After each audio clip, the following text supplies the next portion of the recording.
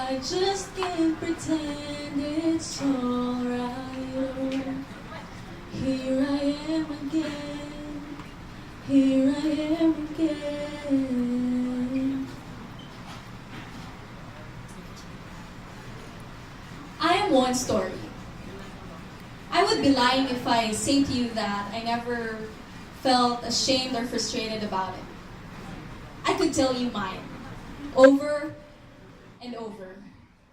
How I grapple with the voices, how I try to gain control over a brain which was supposed to be mine in the first place, how I find Sigma every day and try to talk to as many people as I could so that normal people would see that people like us also deserve a sense of legitimacy and respect. But that's not today. I figured there are more stories I want to tell. Wednesday night, I found myself in the hospital once more. I woke up the next day to the nurses assisting me to get up and take my meds. Walking to the pantry groggy, I saw two young people waving at me, both wearing glasses and in shirts with different shades of blue. A boy and a girl.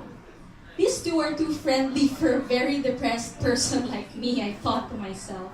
She's Laura and the boy's Aaron. Oh yeah, and there are two more jolly girls named Janine and Macy. When I sat down at the table to eat, they all came to introduce themselves to me, and the introverted person that I am I freaked out even more, but they made themselves an introvert club which I'm not a part of, I guess. As time slowly passed by the halls of the hospital, I met Jed and Steven. Jed turns out to be a singer of a rock band, and Steven is this big and funny guy. And at night came a very interesting girl named Marga who asked the most pointed questions I have ever heard as a reporter. I sat quietly and observed as they threw puns and laughed and played games and then suddenly stayed quiet again while Laura drew people without them knowing. I thought I was in a movie or a book. It was beautiful. It was as if we had our own world where the voices couldn't touch us or the harshness of the world couldn't harm us. We were just there. For a moment, my brain went quiet and peaceful. And I know you were happy. I just couldn't believe that I found them here. These beautiful young people have so much to live for, so much to hope for, but I'm just glad. I'm glad they're alive.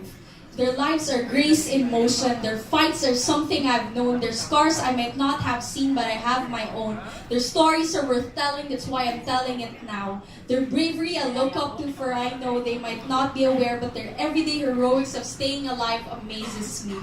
Their smiles bring light and hope to my heart that is dimly burned, and the brokenness we all share remind me that there is triumph in struggles, and there is glory in ashes.